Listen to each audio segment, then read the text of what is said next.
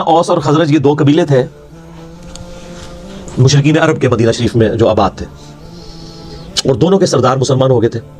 اوس کے سردار تھے سیدنا سعد ابن معاذ رضی اللہ تعالیٰ عنہ، اور خزرج کے سردار تھے سیدنا سعد ابن عبادہ رضی اللہ تعالیٰ عنہ۔ تو اس کی وجہ سے ان کے پورے پورے قبیلے مسلمان ہو گئے۔ اچھا، یہ علمی طور پہ تو اتنے ساؤنڈ نہیں تھے، امی تھے، ان پڑھ تھے، لیکن جنگجو بہت تھے۔ اور دوسری طرف یہودی بزدل تھے لیکن علم والے تھے۔ ان کی آپس میں اسلام سے پہلے جنگیں ہوتی تھی۔ جب کبھی اوس اور خزرج سے یہ مار کھاتے تھے، کیونکہ وہ تو جنگجو لوگ تھے، تو یہودی کہتے تھے اب تو تم ہمیں مارتے ہو، لیکن جب وہ آخری پیغمبر آئیں گے نا ان کے ساتھ مل کے، یہ بھی ذکر آ جائے گا سورۃ الانعام میں، اسی سورہ البقرہ میں 89 نمبر آیت میں، تو جب وہ پیغمبر آئیں گے نا تو پھر ہم ان کے ساتھ مل کے جہاد کریں گے، پھر ہم پوری دنیا کے اوپر اللہ کا ڈنکا بجائیں گے۔ آج تو تم مشرکین ہم پہ غالب آتے ہو نا، لیکن ایک دن آئے گا کہ ہم تم پہ غلبہ پائیں گے۔ یہ وہ دھمکی یہودی لگایا کرتے تھے اوس اور خزرج کو، لیکن اللہ کا کرنا دیکھے سر، جب وہ آخری پیغمبر آئے تو سب سے پہلے کفر کیا انہی یہودیوں نے جو تڑی لگایا کرتے تھے، اور سب سے پہلے ایمان انہی اوس اور خزرج نے قبول کر لیا جن کو وہ تڑی لگایا کرتے تھے۔ اوس اور خزرج جب حج کے لیے پہنچے نا تو ان میں سے کچھ لوگ نے آبزرو کیا، ان کا یار یہ وہی پیغمبر لگتے ہیں جن کے بارے میں ہمیں تڑی لگائی جاتی تھی، اس سے پہلے کہ یہودی ایمان لے آئے تم ہی ان پر ایمان لے آؤ، اور اللہ نے انہیں دنیا کا امام بنا دیا، اور وہ وہیں کے وہیں پڑے رہ گئے۔ اس کا مطلب ہے کہ اگر آپ کے پاس علم بھی ہے، نالج بھی ہے، لیکن آپ ہٹ درم ہے، آپ کے اندر وقت کا پیغمبر بھی آ جائے آپ کو کوئی فائدہ نہیں ہونا۔ اور اگر آپ چٹے ان پڑھ ہیں، جاہل ہیں، لیکن حق قبول کرنے کا مادہ موجود ہے، تو سر آج بھی آپ کے لیے ہدایت لکھی ہوئی ہے۔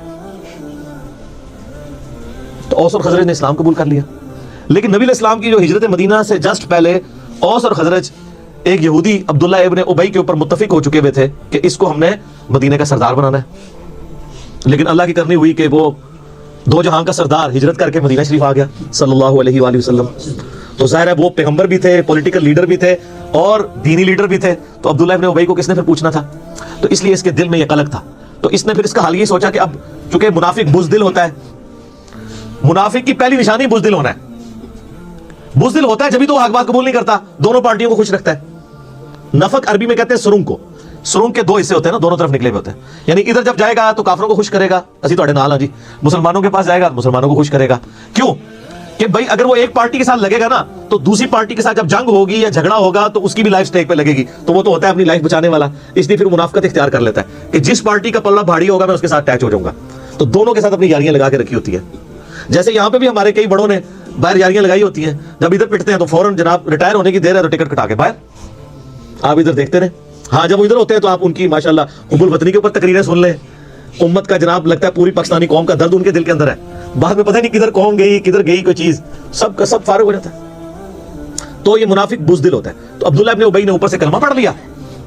یہ نبی علیہ السلام کی مبارک زندگی کا سب سے نوٹوریس کریکٹر تھا، جو شروع سے لے کے آخر تک آپ کے لیے ایک ذہنی جو ہے وہ تکلیف کا باعث بنا۔ غزوہ تبوک کے بھی بعد یہ مرا، یعنی آپ علیہ السلام کی دنیا سے تشریف لے جانے سے کچھ عرصہ پہلے اس کو موت آئی ہے۔ پوری زندگی یہ تکلیف آپ کو اس کی وجہ سے اٹھانی پڑی ہے۔ وہ تو آگے سورہ توبہ آئے گی تو پھر اس کا ذکر تو چلے گا، اتنا ذکر تو آپ ابو جہل کا، ابو لہب کا اور ابو سفیان کا جو بعد مسلمان ہو گئے تھے رضی اللہ تعالیٰ عنہ، ان کا نہیں چلے گا جتنا عبداللہ ابن ابی کا۔ تو اس نے دیکھا کہ اچھا یار یہ تو اب پھر میں پھنس جاؤں گا، بہتر یہ ہے کہ میں بھی کلمہ پڑھ لیتا ہوں۔ اور صرف کلمہ نہیں پڑھا، کھڑپینچی بھی شروع کر دی، جمعے والے دن مسجد میں پہلے آ جانا اور ادھر ادھر صفے صفے سیدھی کرانا، یہ وہ جس طرح ہوتا ہے کوئی لوگ کھڑپینچی کا شوق ہوتا ہے، تو یہ کام اس نے شروع کیا، لیکن اندر سے اسلام کی جڑیں کاٹی، ایسا کریکٹر تھا۔ تو اللہ نے فرمایا کہ یہ اصل میں یہ چاہ رہے ہیں کہ اللہ کو دھوکہ دیں۔ اللہ کو کیا دھوکہ دینا ہے؟ یہ نہ اللہ کو دھوکہ دے سکتے ہیں نہ ایمان والوں کو۔ وما یخدعون الا انفسهم، یہ تو اپنے آپ کو دھوکہ دے رہے ہیں، اور اس سے بڑا کیا ظلم ہوا ان کے اوپر؟ خود انہوں نے کیا، وما یشعرون، انہیں شعور بھی نہیں ہے کہ یہ تو اپنے آپ کو دھوکہ دے رہے ہیں۔ اپنے آپ کو کیوں دے رہے ہیں؟ آخرت برباد کر رہے ہیں، ہمیشہ کی ناکامیاں ان کا مقدر ہونے والی ہیں۔ ہٹ درمی اور ضد کی وجہ سے انہوں نے حق کی دعوت قبول نہیں کی ہے، پہلے تڑی لگاتے تھے بعد میں رہ گئے۔ ادھر بھی اس طرح ہوتا ہے نا جناب، آپ دیکھ رہے ہوتے ہیں یہ جب کوئی گستاخانہ کارٹون فلموں کا مسئلہ کوئی اس طرح کے ایشو اٹھتے ہیں تو آپ کو ماشاءاللہ جو لوگ توڑ پھوڑ کرتے ہوئے سڑکوں کے اوپر گاڑیاں جلاتے ہوئے نظر آتے ہیں نا، پریکٹیکل ان کی لائف یہ ہوتی ہے، ان کو پوچھیں تو ان میں سے کئی لوگ جمعے کی نماز بھی نہیں پڑھتے ہوتے، کیونکہ یہ کام کرنا بہت آسان ہے۔ اور معذرت کے ساتھ منافقین پھر بھی ان سے بہتر تھے، رکھ رکھاؤ کے لیے نمازیں وہ پڑھتے تھے۔ صحیح مسلم شریف میں حدیث ہے، عبداللہ بن مسعود کہتے ہیں کہ نبی علیہ السلام کے مبارک زمانے میں اگر کوئی بیمار آدمی بھی ہوتا اور دو بندوں کے سہارے وہ مسجد میں آ کے جماعت سے نماز پڑھ سکتا ہوتا تھا تو دو بندوں سے گھسٹتا ہوا مسجد میں آتا تھا کہ اسے منافق نہ شمار کر لیا جائے کہ یہ نماز گھر پڑھتا ہے۔ تو منافق بھی ماشاءاللہ تعالیٰ تکبیر اولیٰ کے ساتھ نماز پڑھا کرتے تھے. تو آپ مجھے بتائیں اس زمانے کے منافقین اور آج کے منافقین میں سے پریکٹیکلی ظاہر کے اعتبار سے کون سے بہتر منافق ہے؟ وہ والا ہی. نبی علیہ السلام کی مبارک داڑھی میں بم دکھایا ان خبیثوں نے اور کارٹون بنائے. کتنے مسلمان نوجوان ہیں جنہوں نے توڑ پھوڑ کی بجائے کہا کہ جی انہوں نے داڑھی میں بم دکھایا, لو جی آج ہم داڑھی کی نیت کرتے ہیں, نال اٹ ہوز.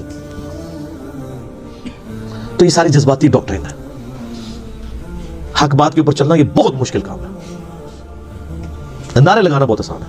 تو اللہ فرماتا ہے یہ اپنے آپ کو دھوکہ دے رہے ہیں, ان کو شعور بھی نہیں. فی قلوبہم مرض, ان کے دلوں میں تھا مرض. فزادہم اللہ مرضا, اللہ نے بھی ان کا مرض اور بڑھا دیا. دیکھیں اسٹائل دیکھیں گفتگو کا. ہمیں لوگ کہتے ہیں میٹھی میٹھی باتیں کرو. اللہ نے ہمارے ان کے دل میں بیماری تھی, اللہ نے ان کی بیماری اور زیادہ کر دی. آپ کے حساب سے تو ہونا چاہیے تھا بیماری تھی, اللہ نے ان کو شفا دے دی. ہاں کتابوں کا خدا اور ہے اور بابوں کا خدا اور. اللہ بے پرواہ ہے, وہ بھیک نہیں مانگ رہا آپ سے کہ میرے اوپر ایمان لے کے آؤ, وہ تڑی لگا رہا ہے آپ کو. ایمان لاؤ گے تو ٹھیک, نہیں تو دوزخ میں جاؤ گے سیدھے. یہ ذہن میں رکھیں. وَلَهُمْ عَذَابٌ عَلِيمٌ, اور ان کے لیے دردناک عذاب ہے. کافروں کے لیے آیا بڑا عذاب اور اس کے لیے سخت لفظ ہے دردناک عذاب. بِمَا كَانُوا يَكْذِبُونَ, بسبب اس کے کہ انہوں نے تکذیب کر دی. تکذیب کہتے ہیں کہ سچائی کو ماننے کے باوجود جھٹلا دینا. ان کو تو پتا تھا کہ یہ وہی پیغمبر آخر الزمان ہے جن کی نشانیاں اولڈ ٹیسٹمنٹ اور نیو ٹیسٹمنٹ کے اندر موجود ہیں. تو انہوں نے کیوں انکار کیا؟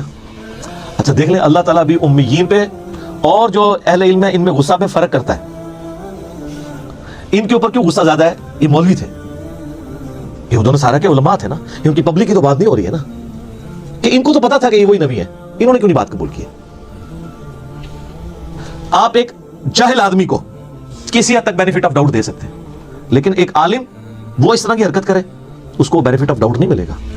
کیوں؟ وہ عزت بھی تو عام بندے سے زیادہ ویل کر رہا ہے نا. کل کو جب اس کا سکینڈل نکلے گا پھر اس نے یہ نہیں کہنا کہ جی جناب وہ اگر داڑھی والے یہ برا کام کرتے ہیں تو بغیر داڑھی والے بھی تو کرتے ہیں نا, ان کو کیوں نہیں میڈیا اچھالتا؟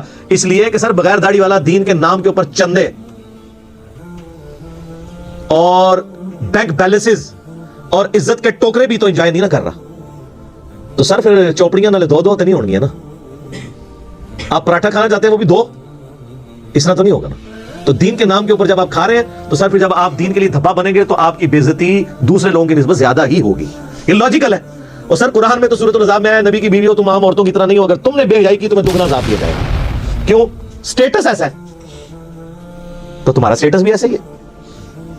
وَإِذَا قِيلَ لَهُمْ لَا تُفْسِدُوا فِي الْأَرْضِ, اور جب ان سے کہا جاتا ہے کہ مت فساد کرو زمین میں, قَالُوا إِنَّمَا نَحْنُ مُصْلِحُونَ, وہ کہتے ہیں ہم تو صرف اصلاح کا ارادہ رکھتے ہیں. یعنی یہ اللہ کہہ رہا ہے یہ فساد کر رہے ہیں. کیوں فساد یہ کر رہے ہیں؟ کہ اوپر سے ایمان قبول کیا ہوا ہے, ایمان والوں کو دھوکہ دے رہے ہیں, کافروں کے ساتھ بھی پینگیں بڑھائی ہوئی ہیں اور اندر سے جڑیں کاٹ رہے ہیں, اور کل کو جب جہاد کا موقع آئے گا تو یہ جو ہے وہ حصہ نہیں لیں گے. اور یہ ہوا ہے, آپ دیکھ لیں غزوہ احد کے اندر 700 لوگ لے کے وہ علیحدہ ہو گیا تھا عبداللہ ابن ابی, 300 لوگ لے کے. ٹھیک ہے جی. تو وہی عبداللہ ابن ابی نے جب یہ حرکت کی تو عبداللہ ابن مسعود کہتے ہیں کہ اللہ کی قسم اگر غزوہ احد سے پہلے مجھے کوئی پوچھتا کہ رسول اللہ کے صحابہ میں کوئی منافق بھی ہے تو میں کبھی نہ یہ بات مانتا, کیونکہ ساری ماشاءاللہ تکبیر اللہ سے نماز پڑھ رہے ہیں. یہ تو موقع ہے پتہ لگا کون کون محبوب کی امت سے ہے. یہ ویسے کہہ دینا تو آسان ہے, جو کچھ بھی ہے تیرے محبوب کی امت سے ہے. یہ تو دودھ دہی کا کاروبار جب کرتے ہوئے پانی ملا رہا ہوگا پھر پتہ چلے گا نا کہ محبوب کی امت سے ہے کہ نہیں.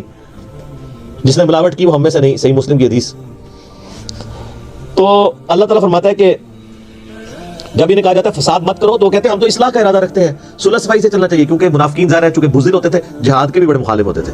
اور جب نبی علیہ السلام نے, آپ کو پتہ ہے غزوہ بدر سے پہلے بھی آپ نے 8 مہمات روانہ کی تھی تاکہ عرب کے لوگوں کی لائف لائن کاٹی جائے, کیونکہ انہوں نے مسلمانوں کی ساری جائیدادوں پہ قبضہ کر لیا تھا.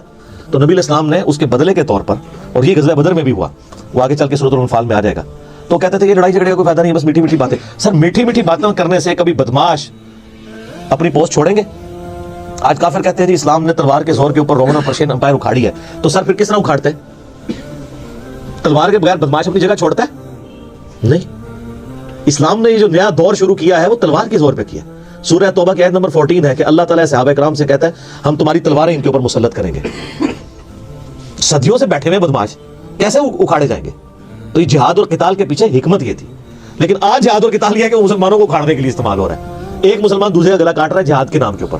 سر آپ دیکھتے نہیں پچھلے 30-40 سالوں میں سعودیہ اور ایران کی پراکسی وار میں جو کچھ ہمارے ملک کے اندر ہوا ہے, اور وہ آج تک ہم اس چنگل سے باہر نہیں نکل سکے. تو کہتے ہیں ہم تو اصلاح کا ارادہ رکھتے ہیں. الا انہم هم المفسدون، آگاہ ہو جاؤ یہی فسادی ہیں، ولکن لا یشعرون، لیکن انہیں شعور نہیں ہے۔